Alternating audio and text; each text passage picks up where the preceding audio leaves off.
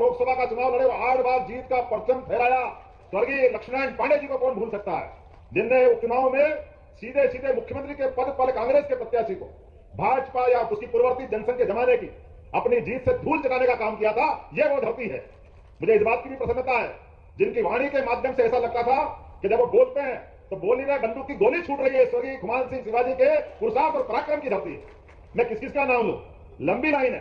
भागवा माता और आंतरिक माता ने जो आशीर्वाद आप पे लुटाया है, वाकई उसका कोई जवाब नहीं है। दुनिया के कोई लोग नीमच से हम ये मान के चल सकते हैं कि नीमच की धरती पराक्रम और पुरुषार्थ के लिए जानी जाती है। मालवा सही अर्थ में, जहां मालवा किसको कहेंगे, मालवा माल वाले को कहेंगे, और मालवा के माल वाला ढूंढना हो तो नीमच से बढ़कर के कोई स्थान नहीं होता। जिसके अपने हाथ में यश है, किधर कौन सा काम छोड़ो।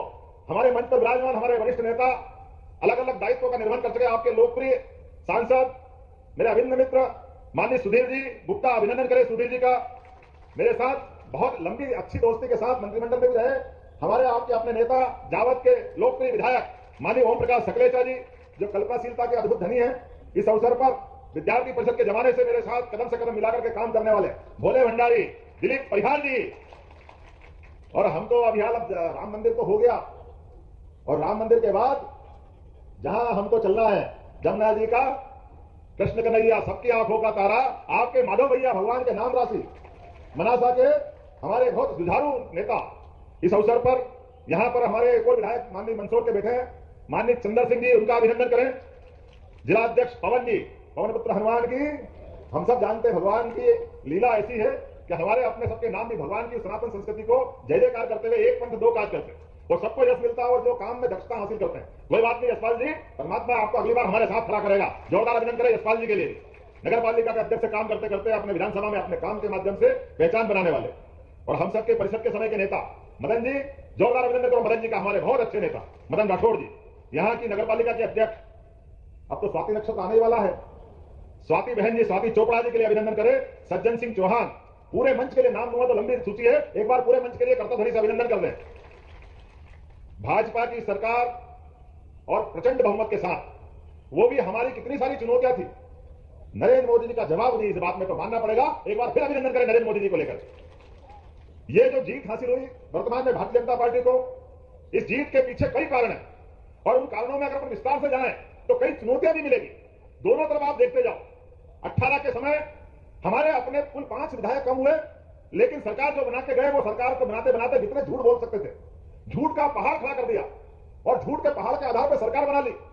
लेकिन सरकार अपने भजन से ही गिर गई, कोई दोषी नहीं उसमें, और हम सब देख रहे हैं उसको। लेकिन जब दोबारा सरकार बनी, मैं पूर्व मुख्यमंत्री माननीय शिवराज सिंह जी को भी धन्यवाद देना चाहूंगा, जिन्होंने कठिन काल में सरकार बनाई और जनता की आशा अपेक्षा के आधार पर कोविड के समय की चुनौतियों से भी निपटे, और कोविड की चुनौती के बाद सरकार चला करके हमारे विकास के पहियों को भी नहीं रुकने दिया। एक बार अभिनंदन करें हमारे अपने भाजपा के यशस्वी पूर्व विधायक जी के लिए।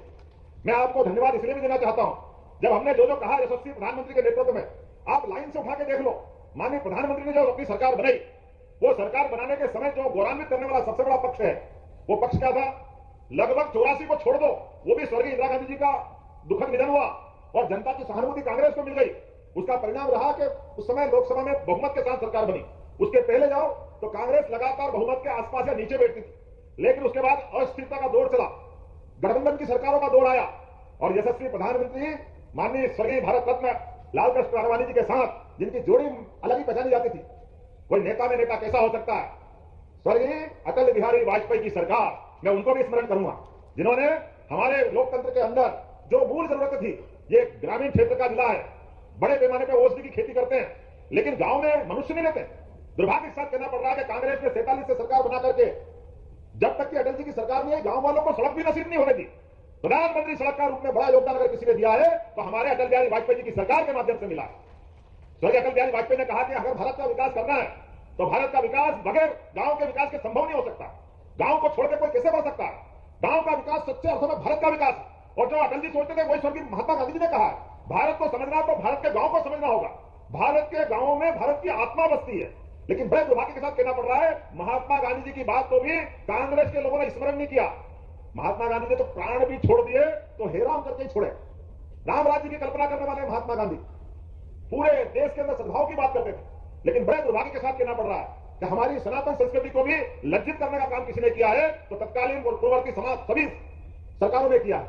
यद्यपि मेरी मर्यादा, लेकिन फिर भी मैं बोलना चाहूंगा, जब बदला समय और नरेंद्र मोदी जी का समय आया और नरेंद्र मोदी जी ने जिस ढंग से पूरे देश के सामने जिसे रखा कि देश को आगे बढ़ाना है, 21वीं सदी में भारत को मजबूत बनाना है, अपने इस बदलते दौर में भारत की ताकत का सही उपयोग करना है, तो कांग्रेस की नकारा सरकार को हटाना पड़ेगा, कांग्रेस के कुशासन की नीतियों को बदलना पड़ेगा, जनता को साथ में लेना पड़ेगा, पूर्ण बहुमत की सरकार बनाना पड़ेगी। और जिस प्रकार से मोदी जी ने बात करी, मुझे इस बात की गर्व से कहना पड़ेगा, आप विश्लेषण करिए, 2014 की सरकार बनी और पहली बार पूर्ण बहुमत की भाजपा की सरकार बनी, जिसके माध्यम से मोदी जी ने पूरे देश में तो क्या दुनिया में एक नया रूप देख करके सबको एहसास करा दिया। वो रिजल्ट कैसा आया था? मायावती, मुलायम सिंह जी, तमाम विपक्षी नेता पलट पलट के देखते रहे कि रिजल्ट आया तो आया कैसे, ये हो कैसे गया? क्योंकि जब जोड़ के चलते थे, वो इस दल के लोग हो या उस दल के, ये माइनॉरिटीज के वोट, ये गरीब के वोट, ये इस जाति के वोट, ये उस जाति के वोट, उनका समीकरण उसी के आसपास चलता था। और दुर्भाग्य के साथ कहना पड़ रहा है, जनता भी परेशान थी। कभी राम जी को पूछोगे, कभी इसको पूछो, उनके चक्कर में वो जैसा चलाते चल जाते थे। लेकिन प्रभु राम जी की जय जयकार करने वाले लोग सच्चे अर्थों में जब आए, उन्होंने कहा कि देश की जो जो परेशानी है, एक एक परेशानी का निराकरण करेंगे। इसलिए वो 5 साल नरेंद्र मोदी जी के जो निकले, वो 5 साल में भारत सशक्त बनेगा, इस दिशा में कदम बढ़ाना शुरू किए। और हमने देखा है मोदी जी के उस टेन्योर में एक के बाद एक जो जो जरूरी निर्णय करना थे, वो सारे निर्णय मोदी जी करने लगे। लेकिन पूर्ण बहुमत के साथ उनका यह भी एहसास था कि जब 2003 के बाद से 2004 के बाद से 2014 की जो कांग्रेस की सरकार थी, उसकी नकारात्मकता को हटाने का योगदान माननीय मोदी जी को था। लेकिन जाते जाते जब लगा कि हमारे अपने धीरे धीरे भारत सबल बन रहा है, सक्षम बन रहा है, आप सब याद करो 5000 साल पुराना भगवान कृष्ण का काल, कंस के काल में भी भगवान कृष्ण ने अपने समाज का आत्मविश्वास बनाने के लिए गोपाल कृष्ण ने जमुना जी में कालिया नाग के ऊपर नाच करके और मित्रों के साथ हम कठिन चुनौती को भी पार कर सकते हैं, समाज का विश्वास बना के बताया था। वो कन्हैया ने एक बार नहीं, दूसरी बार गोवर्धन पर्वत को उठा करके समाज की ताकत जब इकट्ठी होती है तो हम बड़ी से बड़ी चुनौती में इंद्र के इंद्रासन को चुनौती देकर के उस समय भी समाज की ताकत का एहसास कराया था। इसी प्रकार से नरेंद्र मोदी जी ने हमारी बॉर्डर पर जो पड़ोस के दुश्मन हमारे सैनिकों का सर काट कर ले जाते थे, आतंकवादी घटना होती थी, इन घटनाओं का मुंह तोड़ जवाब देते देते जो बताया, वो सर्जिकल स्ट्राइक, वो एयर स्ट्राइक, पूरा देश नरेंद्र मोदी जी को सिर आंखों पे उठा करके 2019 के प्रचंड बहुमत के साथ फिर सरकार में लाया।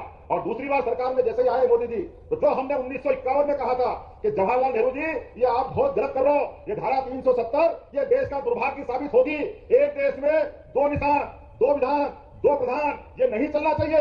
लेकिन दुर्भाग्य के साथ तब उन बात का मखौल उड़ाया गया था। लेकिन धन्य है डॉक्टर मुखर्जी, जिनने कहा कि जो मैं कह रहा हूं वो सत्य है, चाहे मेरे प्राण चले जाए, लेकिन मैं देश के ऐसे मामले को अवॉइड नहीं कर सकता हूं। भारत सरकार के मंत्रिमंडल में से इस्तीफा देकर के, अपने प्राणों की आहुति देकर के जो देश के सामने उदाहरण पेश किया, वो परिणाम हमने देखा कि उस समय बताई गई चुनौती 40,000 से ज्यादा देशभक्तों को कश्मीर की आतंकवादी घटना में, चाहे पुलिस के कर्मी हो, चाहे सैन्य कर्मी हो, चाहे नागरिक हो, सबको अपने प्राणों की आहुति देना पड़ी। ये पाप किसके माथे है? ये कांग्रेस के माथे। और मुझे इस बात का गर्व है, जैसे ही दूसरी बार सरकार बनी, जो हमने कहा था वो करके दिखाया, कश्मीर को धारा 370 से मुक्त करके दिखाया कि ऐसा पाप ये चल नहीं सकता है।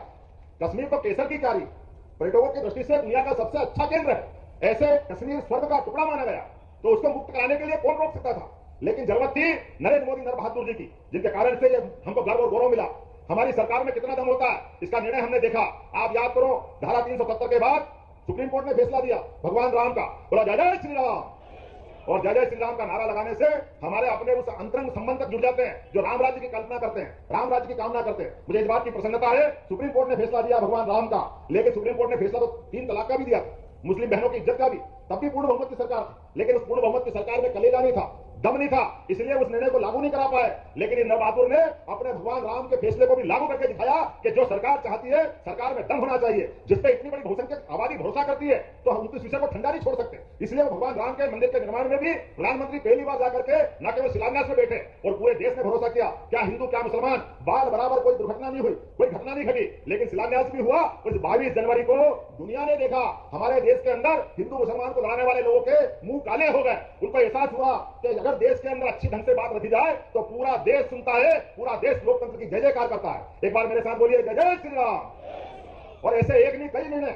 और ये हमारी सरकार बनी। सरकार के बनने के बाद हमने भी ऐसे निर्णय प्रारंभ किए। माननीय मोदी जी ने कहा, अब की बार तीसरी बार जब मोदी जी की सरकार बनेगी तो मोदी जी की सरकार भारत को दुनिया का नंबर 1 देश बनाने के लिए बनेगी। जोरदार अभिनंदन करो। अब चुनाव के मुहाने पे हम खड़े, हम अगर लोकसभा की तरफ बढ़ रहे हैं तो हमको स्मरण लेना चाहिए कि हम अगर चुनाव में जा रहे हैं तो किस बात के लिए जा रहे हैं। चुनाव भारत को भव्य बनाने के लिए, भारत की आत्मा के दिव्यता को जगाने के लिए, सनातन संस्कृति को आगे बढ़ाने के लिए अब हम आगे बढ़ रहे हैं, तो भारत को सक्षम और सबल बनाने के लिए, और केवल भारत को नहीं बनाने के लिए, हमारे उस उदात्त विचार के लिए जिसके कारण से भारत दुनिया में जाना जाता है। वसुदेव कुटुंबकम की भावनाओं को लेकर के समूचे दुनिया में भारत की मानवता को स्थापित करने के लिए आगे बढ़ रहे हैं। इसलिए कई निर्णय हमने किए।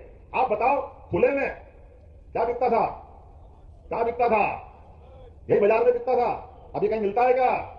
क्यों नहीं मिलता है? क्योंकि आपने ये जो ठप्पा लगाया, आपने बटन दबाया, और कमल तो इसी बात का प्रतीक होता कि नहीं होता है? हम तो उस मारने वाले लोग हैं। ये फालतू की आवाज भी बंद हुई कि नहीं हुई? अगर हुई है तो मेरी बात समझ में आई कि नहीं आई? हमने कोई दल विशेष की बात नहीं कही, हमने धर्म विशेष की बात नहीं कही, लेकिन जो कहा बोला नहीं है, करके दिखाया। ये करके दिखाने वालों की सरकार है, जिसके निर्णयों के लिए निर्णय की आवाज आना चाहिए, बोलने की आवाज नहीं आना चाहिए। बोला तो फिर क्या बोला? बोलता तो काम है, काम ही बोलता है। आज के अवसर पर आपने देखा, वर्षों से कुलपति कुलपति कुलपति, अरे भैया हमारे यहाँ तो गुरुकुल पद्धति थी, कुलपति कहां से आ गए? आए जहां से हमने कहा नमस्कार, अब से सभी कुलपति कुलगुरु कहे जाएंगे। ये निर्णय लागू हुआ कि नहीं हुआ? ये हमारी पद्धति, ये सनातन धर्म की पद्धति, हमारी गुरुकुल पद्धति नहीं थोड़ी है। भगवान कृष्ण के काल से, भगवान राम के काल से, अब इनको बदलने की जरूरत है कि नहीं?